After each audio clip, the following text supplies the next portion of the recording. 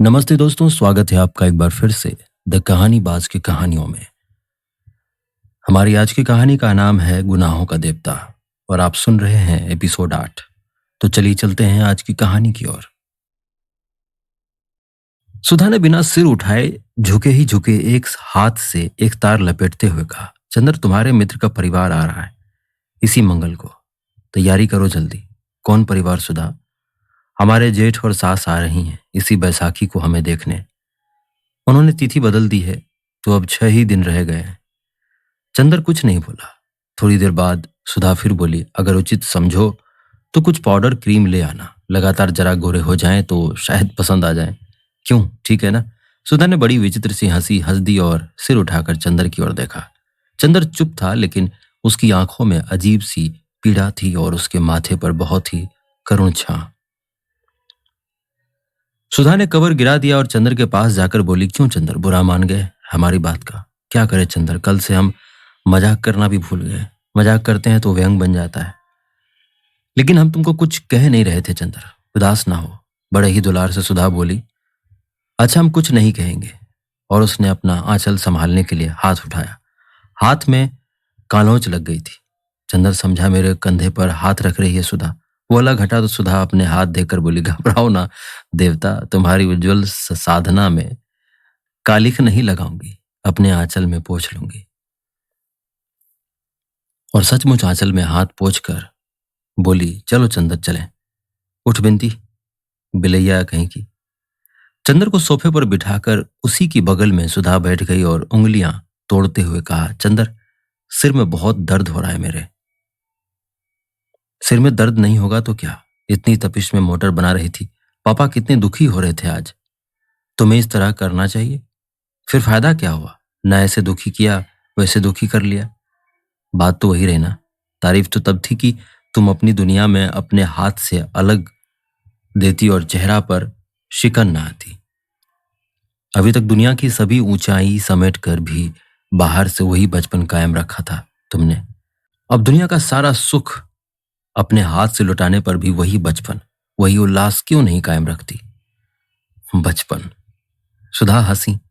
बचपन अब खत्म हो गया चंदर। अब मैं बड़ी हो गई। बड़ी हो गई? कब से? कल दोपहर से चंदर। चंदर चुप। थोड़ी देर बाद फिर स्वयं सुधा ही बोली, नहीं चंदर, 2-3 दिन में ठीक हो जाऊंगी, तुम घबराओ मत।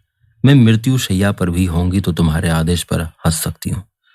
और फिर सुधा गुमसुम बैठ गई। चंदर चुपचाप सोचता रहा और बोला, सुधी, मेरा तुम्हें कुछ भी ध्यान नहीं है।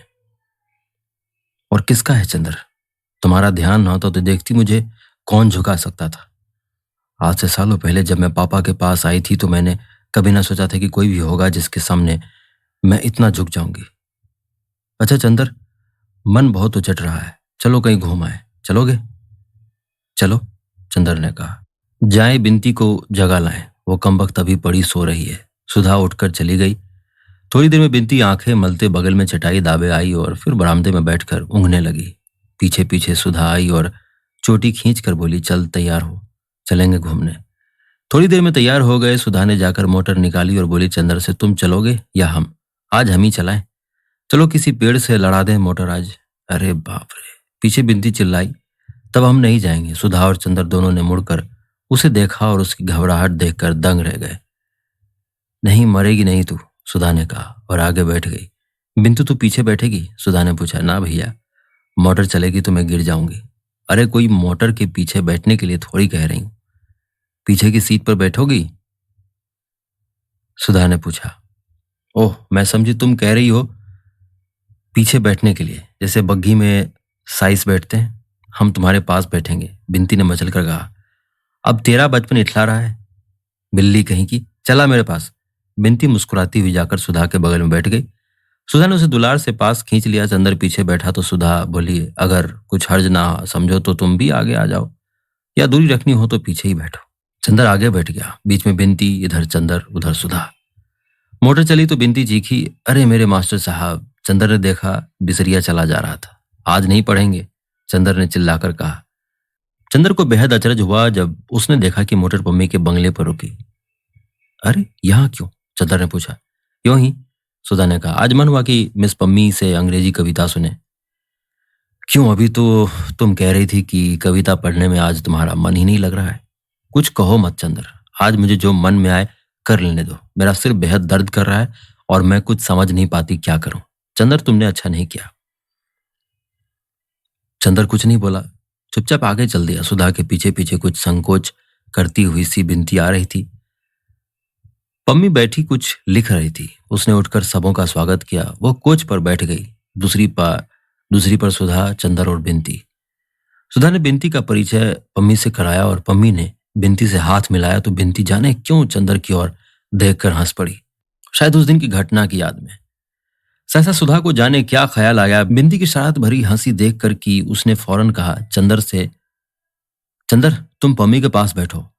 दो मित्रों को साथ बैठना चाहिए, हाँ, और खास तौर से जब वो कभी कभी मिलते हो। बिंदी ने मुस्कुराते हुए जोड़ दिया। पम्मी ने मजाक समझ लिया और बिना शर्माए बोली, हम लोगों को मध्यस्थ की जरूरत नहीं, धन्यवाद। आओ चंद्र, यहाँ आओ। पम्मी ने चंद्र को बुलाया। चंद्र उठकर पम्मी के पास बैठ गया। बातें होती रही थोड़ी देर तक बातें होती रही। मालूम हुआ बर्टी अपने एक दोस्त के साथ तराई के पास शिकार खेलने गया है। आजकल वो दिल की शक्ल का एक पाननुमा दफ्ती का टुकड़ा काटकर उसमें गोली मारा करता है और जब किसी चिड़िया वगैरह को मारता है तो शिकार को उठाकर देखता है कि गोली हृदय में लगी है या नहीं। स्वास्थ्य उसका सुधर रहा है। सुधा कोच पर सिर टेके उदास बैठी थी। सहसा पम्मी ने बिनती से कहा, आपको पहली दफे देखा मैंने, आप बातें क्यों नहीं करती? बिनती ने झेप कर मुंह झुका लिया। बड़ी विचित्र लड़की थी, हमेशा चुप रहती थी और कभी कभी बोलने की लहर आती तो गुटुरगू करके घर गूंजा देती थी। और जिन दिनों चुप रहती थी उन दिनों ज्यादातर आंख की निगाह कपोलों की आशनाई और अधरों की मुस्कान के द्वारा बातें करती थी। पम्मी बोली, आपको फूलों से शौक है? हाँ हाँ, बिनती सिर हिलाकर बोली। चंद्र, इन्हें जाकर गुलाब दिखा लाओ, इधर फिर खूब खिले हैं। बिंदी ने सुधा से कहा, चलो दीदी, और चंद्र के साथ बढ़ गई। फूलों के बीच में पहुंचकर बिंदी ने चंद्र से कहा, सुनिए, दीदी को तो जाने क्या होता जा रहा है, बताइए ऐसे क्या होगा? मैं खुद परेशान हूं बिंदी, लेकिन पता नहीं कहाँ मन में कौन सा विश्वास है जो कहता है कि नहीं। सुधा अपने को संभालना जानती है, अपने मन को संतुलित करना जानती है और सुधा सचमुच ही त्याग में ज्यादा गौरवमयी हो सकती है।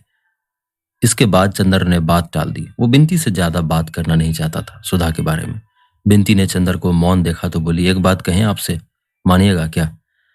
अगर हमसे कभी कोई अनधिकार चेष्टा हो जाए तो क्षमा कर दीजिएगा, लेकिन आप और दीदी दोनों मुझे इतना चाहते हैं कि हम समझ नहीं पाते कि व्यवहारों को कहाँ सीमित रखूं। बिनती ने सिर झुकाए एक फूल को नोचते हुए कहा। चंद्र ने उसकी ओर देखा, क्षण भर चुप रहा, फिर बोला, नहीं बिनती, जब सुधा तुम्हें इतनी चाहती है तो तुम हमेशा मुझ पर इतना ही अधिकार समझना जितना सुधा पर। उधर पम्मी ने चंद्र के जाते ही सुधा से कहा, क्या आपकी तबीयत खराब है? नहीं तो, आज आप बहुत पीली नजर आती हैं। पम्मी ने पूछा। हाँ, कुछ मन नहीं लग रहा था तो मैं आपके पास चली आई कि आपसे कुछ कविताएं सुनूं, अंग्रेजी की। दोपहर को मैंने कविता पढ़ने की कोशिश की तो तबीयत नहीं लगी और शाम को लगा कि अगर कविता नहीं सुनूंगी तो सिर फट जाएगा। सुधा बोली, आपके मन में कुछ संघर्ष मालूम पड़ता है, या शायद एक बात पूछूं आपसे? क्या, पूछिए।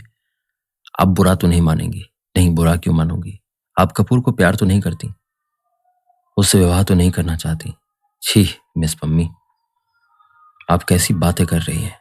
उसका मेरे जीवन में कोई ऐसा स्थान नहीं। छी, आपकी बात सुनकर शरीर में कांटे उठ जाते हैं। मैं और चंद्र से विवाह करूंगी? इतनी घिनौनी बात तो मैंने कभी नहीं सुनी। माफ कीजिएगा, मैंने यूं ही पूछा था, क्या चंद्र किसी को प्यार करता है? नहीं, बिल्कुल नहीं। सुधा ने उतने ही विश्वास से कहा जितने विश्वास से उसने अपने बारे में कहा था। इतने में चंद्र और बिनती आए। सुधा बोली अधीरता से, मेरा एक एक क्षण कटना मुश्किल हो रहा है, आप शुरू कीजिए कुछ गाना। कपूर, क्या सुनाओगे? पम्मी ने कहा, अपने मन से सुनाओ। चलो, सुधा ने कहा तो कविता सुनने को मिली। पम्मी ने अलमारी से एक किताब उठाई और एक कविता गाना शुरू की। अपने हेयर पिन निकालकर मेज पर रख दी और उसके बाल मचलने लगे। चंद्र के कंधे से वो टिक कर बैठ गई और किताब चंद्र की गोद में रख दी। बिनती मुस्कुराई तो सुधा ने आंख के इशारे से मना कर दिया। पम्मी ने गाना शुरू किया, लेडी नार्टन का एक गीत। मैं तुम्हें प्यार नहीं करती हूं ना, मैं तुम्हें प्यार नहीं करती हूं, फिर भी मैं उदास रहती हूं जब तुम पास नहीं होते हो। और मैं उस चमकदार नीले आकाश से भी ईर्ष्या करती हूं जिसके नीचे तुम खड़े हो गए और जिसके सितारे तुम्हें देख सकते हैं। चंदर ने पम्मी की ओर देखा। सुधा ने अपनी ही वक्ष में अपना सिर छुपा लिया।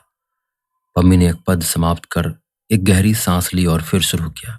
मैं तुम्हें प्यार नहीं करती हूं, फिर भी तुम्हारी बोलती हुई आंखें, जिनकी नीलिमा में गहराई, चमक और अभिव्यक्ति है, मेरी निर्मेष पलकों और जागते अर्धरात्रि के आकाश में नाच जाती हैं। और किसी की आंखों के बारे में ऐसा नहीं होता। सुधा ने बिंती को अपने पास खींच लिया और उसके कंधे पर सिर टेक कर बैठ गई। पम्मी गाती गई, ना मुझे मालूम है कि मैं तुम्हें प्यार नहीं करती हूँ, लेकिन फिर भी कोई शायद मेरे साफ दिल पर विश्वास नहीं करेगा। और अक्सर मैंने देखा है कि लोग मुझे देखकर मुस्कुरा देते हैं क्योंकि मैं उधर एक टक देखती हूँ जिधर से तुम आया करते हो। गीत का स्वर बड़े स्वाभाविक ढंग से उठा, लहराने लगा, कांप उठा और फिर धीरे धीरे एक करुण सिसकती हुई लय में डूब गया। गीत खत्म हुआ तो सुधा का सिर बिंती के कंधे पर था और चंदर का हाथ पम्मी के कंधे पर। चंदर थोड़ी देर सुधा की ओर देखता रहा, फिर पम्मी की एक हल्की सुनहरी लट से खोलते हुए बोला, पम्मी तुम बहुत अच्छा गाती हो। अच्छा, आश्चर्यजनक। कहो चंदर, पम्मी इतनी अच्छी है ये तुमने कभी नहीं बताया था हमें। फिर कभी सुनाइएगा। हाँ हाँ मिस शुक्ला, काश की बजाय लेडी नार्टन के ये गीत आपने लिखा होता। सुधा घबरा गई। चलो चंदर चलें अब, चलो। उसने चंदर का हाथ पकड़कर खींच लिया। मिस पम्मी अब फिर कभी आएंगे, आज मेरा मन ठीक नहीं है। चंदर ड्राइव करने लगा। बिंती बोली, हमें आगे हवा लगती है, हम पीछे बैठेंगे। कार चली तो सुधा बोली, अब मन कुछ शांत है चंदर।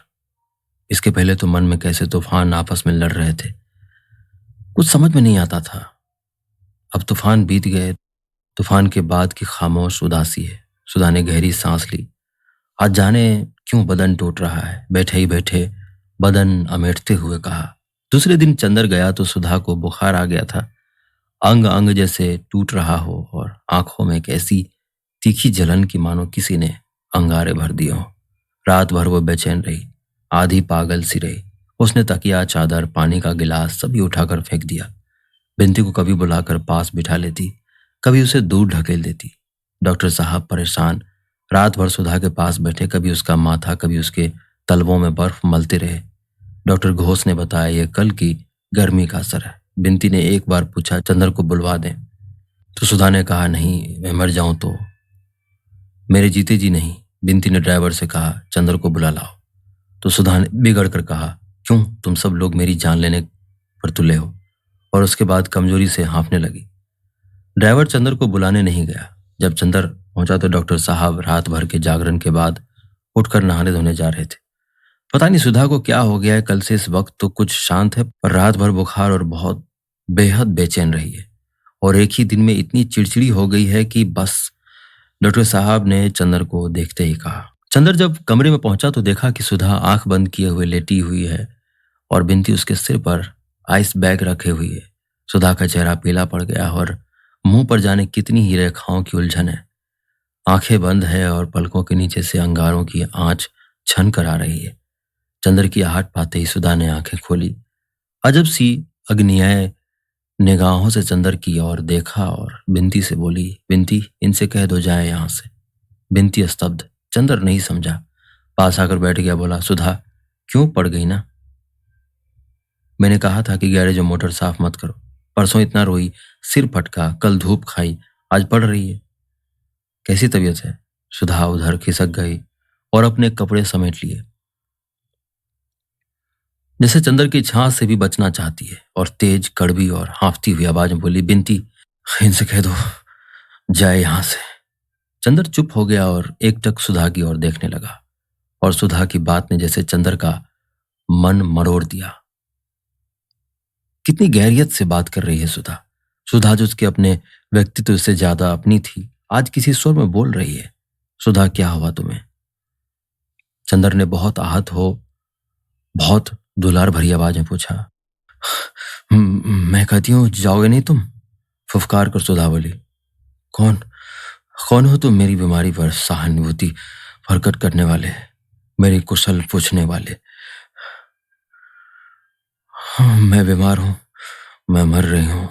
तुमसे मतलब? तुम कौन हो? मेरे भाई हो? मेरे पिता हो? कल अपने मित्र के यहाँ मेरा अपमान कराने ले गए थे। सुधा हाँफने लगी। अपमान? किसने तुम्हारा अपमान किया सुधा? अम्मी ने तो कुछ भी नहीं कहा। तुम पागल तो नहीं हो गई? चंदर ने सुधा के पैरों पर हाथ रखते हुए कहा। पागल हो नहीं गई तो हो जाऊंगी। उसने पैर हटा लिए। तुम, पम्मी, गेसू, पापा, डॉक्टर, सब लोग मिलकर मुझे पागल कर दोगे। पापा कहते हैं ब्याह करो, पम्मी कहती है मत करो, गेसू कहती है तुम प्यार करती हो, और तुम कुछ भी नहीं कहते। तुम मुझे इस नरक में बरसों से सुलगती देख रहे हो, और बजाय इसके कि तुम कुछ कहो, तुमने मुझे खुद इस भट्टी में ढकेल दिया। चंदर, मैं पागल हूं, मैं क्या करूं? सुधा बड़े कातर सुर में बोली। चंदर चुप था, सिर्फ सिर झुकाए, हाथों पर माथा रखे बैठा था। सुधा थोड़ी देर हाँफती रही, फिर बोली, तुम्हें क्या हक था कल पम्मी के यहाँ ले जाने का? उसने क्यों कल गीत में कहा कि मैं तुम्हें प्यार करती हूँ? सुधा बोली। चंदर ने बिंदी की ओर देखा। क्यों बिंदी? बिंदी से मैं कुछ नहीं छिपाता। क्यों, पम्मी ने कल कहा मैं तुम्हें प्यार नहीं करती? मेरा मन मुझे धोखा नहीं दे सकता।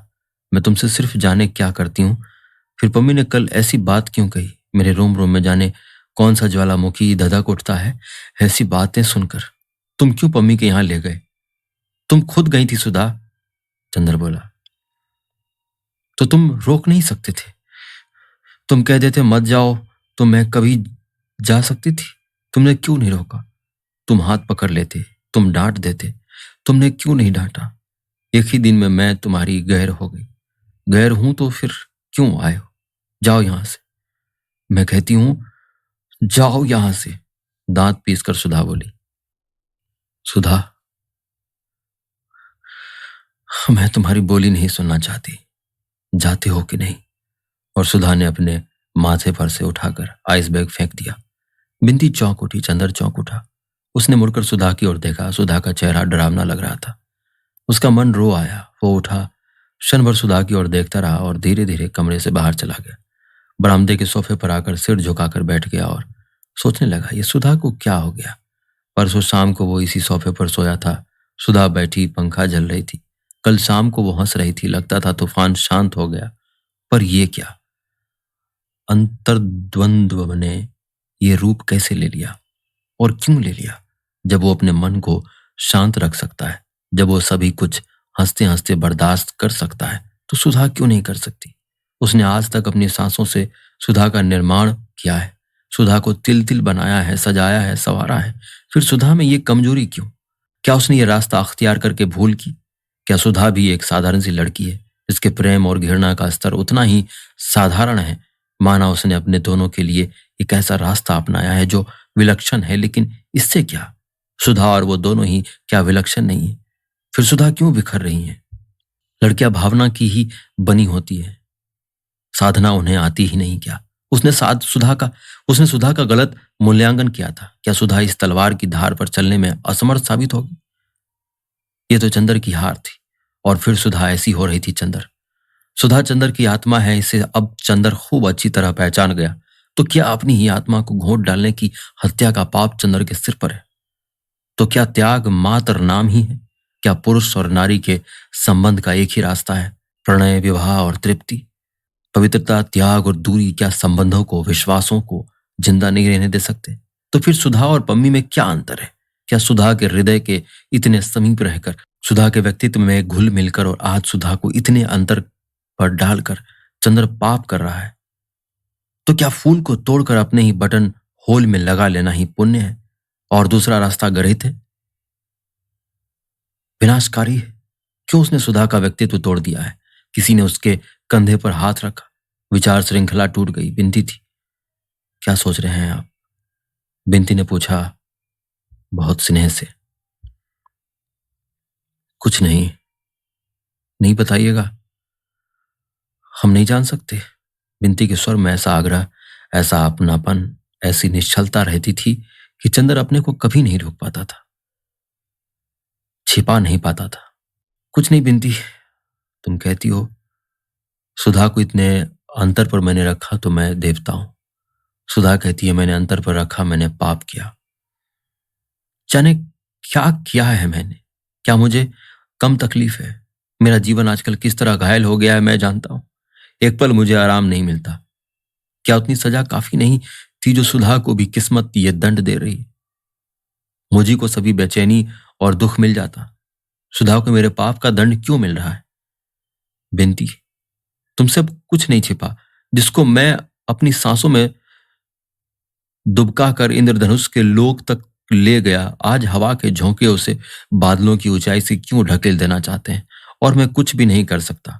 इतनी देर बाद बिनती के ममता भरे स्पर्श में चंद्र की आंखें छलछला आई।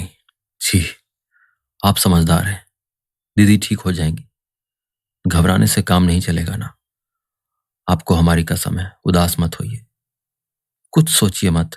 दीदी बीमार हैं, आप इस तरह से करेंगे तो कैसे काम चलेगा? उठिए, दीदी बुला रही हैं। चंद्र गया। सुधा ने इशारे से पास बुलाकर बिठा लिया। चंद्र, हमारा दिमाग ठीक नहीं है, बैठ जाओ, लेकिन कुछ बोलना मत, बैठे रहो। उसके बाद दिन भर अजब सा गुजरा। जब जब चंद्र ने उठने की कोशिश की, सुधा ने उसे खींच कर बिठा लिया। घर तो उसे जाने ही नहीं दिया। बिनती वहीं खाना ले आई। सुधा कभी चंद्र की ओर देख लेती, फिर तकिए में मुंह गड़ा लेती, बोली एक शब्द भी नहीं। लेकिन उसकी आंखों में अजब सी कातरता थी। पापा आए, घंटों बैठे रहे। पापा चले गए तो उसने चंद्र का हाथ अपने हाथ में ले लिया, करवट बदली और तकिए पर अपने कपोलों से चंद्र की हथेली दबाकर लेटी रही। पलकों से कितने ही गरम गरम आंसू छलक कर गालों पर फिसल कर चंद्र की हथेली भिगोते रहे। चंद्र चुप रहा, लेकिन सुधा के आंसू जैसे नसों के सहारे उसके हृदय में उतर गए, और जब हृदय डूबने लगा तो उसकी पलकों पर उतर आए। सुधा ने देखा लेकिन कुछ भी नहीं बोली। घंटा भर बहुत गहरी सांस ली, बेहद उदासी से मुस्कुराकर कहा, हम दोनों पागल हो गए हैं। क्यों चंद्र? अच्छा अब शाम हो गई है, जरा लॉन पर चलें। सुधा चंद्र के कंधे पर हाथ रखकर खड़ी हो गई। बिनती ने दवा दी, थर्मामीटर से बुखार देखा, बुखार नहीं था। चंद्र ने सुधा के लिए कुर्सी उठाई। सुधा ने हंसकर कहा, चंद्र आज बीमार हूं तो कुर्सी उठा रहे हो, मर जाऊंगी तो अर्थी उठाने भी आना, वरना नरक मिलेगा, समझे ना? छी, ऐसा कुबोल ना बोला करो दीदी। सुधा लॉन में कुर्सी पर बैठ गई। बगल में नीचे चंद्र बैठ गया। सुधा ने चंद्र का सिर अपनी कुर्सी में टिका लिया और अपनी उंगलियों से चंद्र के सूखे होठों को छूते हुए कहा, चंद्र आज मैंने तुम्हें बहुत दुखी किया। क्यों? लेकिन जाने क्यों दुखी ना करती तो आज मुझे वो ताकत ना मिलती जो मिल गई। और सहसा चंद्र के सिर को अपनी गोद में खींचती हुई सी सुधा ने कहा, आराध्य मेरे, आज तुम्हें बहुत सी बातें बताऊंगी, बहुत सी।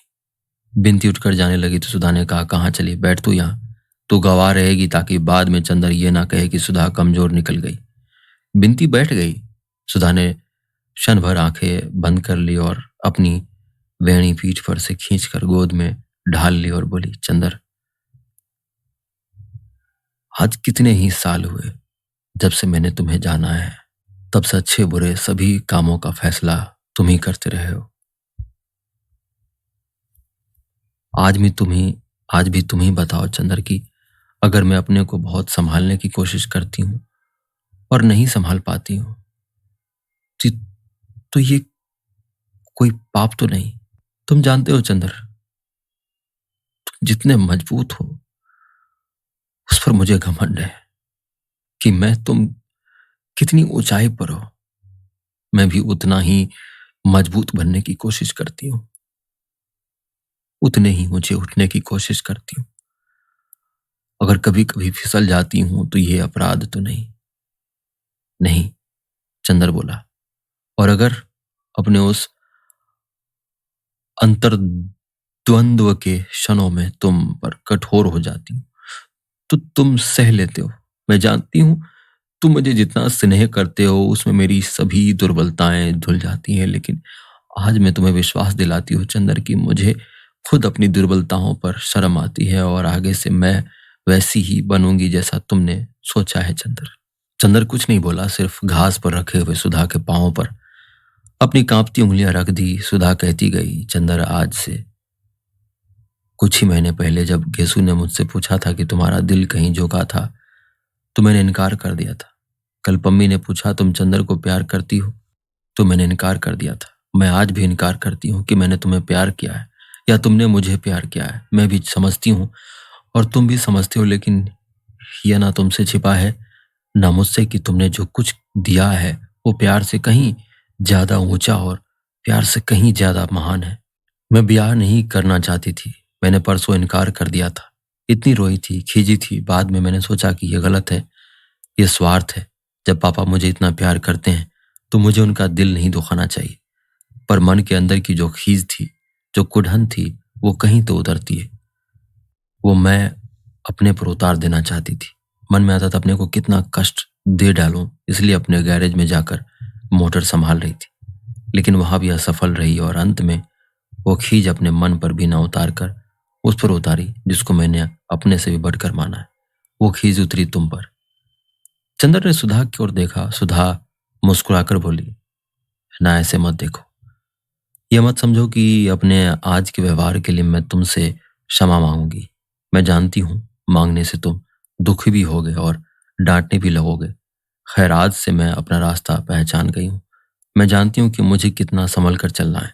तुम्हारे सपने को पूरा करने के लिए मुझे अपने को क्या बनाना होगा ये भी मैं समझ गई हूं। मैं खुश रहूंगी, सबल रहूंगी और सशक्त रहूंगी, और जो रास्ता तुम दिखाओगे उधर ही चलूंगी। लेकिन एक बात बताओ चंद्र, मैंने ब्याह कर लिया और वहां सुखी न रह पाई, फिर और उन्हें वो भावना उपासना ना दे पाई, और फिर तुम्हें दुख हुआ तब। चंद्र ने घास का एक तिनका तोड़कर कहा, देखो सुधा, एक बात बताओ, अगर मैं तुम्हें कुछ कह देता हूं और उसे तुम मुझी को वापस दे देती हो तो कोई बहुत ऊंची बात नहीं हुई। अगर मैंने तुम्हें सचमुच ही स्नेह या पवित्रता जो कुछ भी दिया है उसे तुम उन सभी के जीवन में ही क्यों नहीं प्रतिफलित कर सकती जो तुम्हारे जीवन में आते हैं, चाहे वो पति ही क्यों ना हो। तुम्हारे मन के अक्षय स्नेह भंडार के उपयोग में इतनी कृपणता क्यों? मेरा सपना कुछ और ही है सुधा। आज तक तुम्हारी सांसों के अमृत ने ही मुझे ये सामग्री दी कि मैं अपने जीवन में कुछ कर सकूं, और मैं भी यही चाहता हूं कि मैं तुम्हें वो स्नेह दूं जो कभी घटे ही ना। जितना बांटो उतना बढ़े, और इतना मुझे विश्वास है कि तुम यदि स्नेह की एक बूंद दो तो मनुष्य क्या से क्या हो सकता है। अगर वही स्नेह रहेगा तो तुम्हारे पति को कभी कोई असंतोष क्या हो सकता है। और फिर कैलाश तो इतना अच्छा लड़का है, वो उसका जीवन उतना ऊंचा कि तुम उसकी जिंदगी में ऐसी लगोगी जैसे अंगूठी में हीरा। और जहां तक तुम्हारा अपना सवाल है, मैं तुमसे भीख मांगता हूं कि अपना सब कुछ खोकर भी अगर मुझे कोई संतोष रहेगा तो ये देख कर कि मेरी सुधा अपने जीवन में कितनी ऊंची है, मैं तुमसे इस विश्वास की भीख मांगता हूं। छी, मुझसे बड़े हो चंद्र, ऐसी बात नहीं कहते। लेकिन एक बात है, मैं जानती हूं कि मैं चंद्रमा हूं, सूर्य की किरणों से ही जिसमें चमक आती है। तुमने जैसे आज तक मुझे संवारा है, आगे भी तुम अपनी रोशनी अगर मेरी आत्मा में भरते गए तो मैं अपना भविष्य भी नहीं पहचान सकूंगी। समझे? समझा पगली कहीं की? थोड़ी देर चंद्र चुप बैठा रहा, फिर सुधा के पांवों से सिर टिकाकर बोला, परेशान कर डाला 3 रोज से। सूरत तो देखो कैसी निकल आई है, और बैसाखी को कुल 4 रोज रह गए। अब मत दिमाग बिगाड़ना, वो लोग आते ही होंगे। बिनती, दबा लिया। बिनती उठकर गई तो सुधा बोली, हटो, अब हम घास पर बैठेंगे। और घास पर बैठकर वो बोली, लेकिन एक बात है, आज से लेकर ब्याह तक तुम हर अवसर पर हमारे सामने रहना। जो कहोगे हम करते जाएंगे। हाँ, ये हम जानते हैं, चंद्र ने कहा और कुछ दूर हटकर घास पर लेट गया और आकाश की ओर देखने लगा। शाम हो गई थी और दिन भर की उड़ी हुई धूल अब बहुत कुछ बैठ गई थी। आकाश के बादल ठहरे हुए थे और उन पर अरुणाई झलक रही थी। एक दुरंगी पतंग बहुत ऊंचे पर उड़ रही थी। चंद्र का मन भारी था। हालांकि जो तूफान परसों उठा था वो खत्म हो गया था, लेकिन चंदर का मन अभी मरा मरा हुआ सा था। वो चुपचाप लेटा रहा। बिनती दवा और पानी ले आई। दवा पीकर सुधा बोली, क्यों चुप क्यों हो चंदर? कोई बात नहीं। फिर बोलते क्यों नहीं? देखा बिनती, अभी अभी क्या कह रहे थे और अब देखो इन्हें। सुधा बोली, हम अभी बताते हैं इन्हें। बिनती बोली और गिलास में थोड़ा सा पानी लेकर चंदर के ऊपर फेंक दिया। चंदर चौंक कर उठ बैठा और बिगड़ कर बोला, यह क्या बदतमीजी है? अपनी दीदी को यह सब दुलार दिखाया करो। तो क्यों पड़े थे ऐसे? बात करेंगे ऋषि मुनियों जैसे और उदास रहेंगे बच्चों की तरह। वाह रे चंदर बाबू! बिनती ने हंसकर कहा, दीदी ठीक किया ना मैंने? बिल्कुल ठीक, ऐसे ही इनका दिमाग ठीक होगा। इतने में डॉक्टर शुक्ला आए और कुर्सी पर बैठ गए। सुधा के माथे पर हाथ रखकर देख, अब तो तू ठीक है? हाँ पापा। बिनती, कल तुम्हारी माता जी आ रही हैं। अब बैसाखी की तैयारी करनी है। सुधा के जेठ आ रहे हैं और सास। सुधा चुपचाप उठकर चली गई। चंदर, बिनती और डॉक्टर साहब बैठे उस दिन का बहुत सा कार्यक्रम बनाते रहे। चंदर को सबसे बड़ा संतोष था कि सुधा ठीक हो गई थी। बैसाख पूनों के एक दिन पहले ही से बिनती ने घर को इतना साफ कर डाला था कि घर चमक उठा था। यह बात तो दूसरी है कि स्टडी रूम की सफाई में बिनती ने चंदर के बहुत से कागज बुहार कर फेंक दिए थे और आंगन धोते वक्त उसने चंदर के कपड़ों को छींटों से तर कर दिया था। उसके बदले में चंदर ने बिनती को डांटा था और सुधा देख देख कर हंस रही थी और कह रही थी, तुम क्यों चिढ़ रही हो?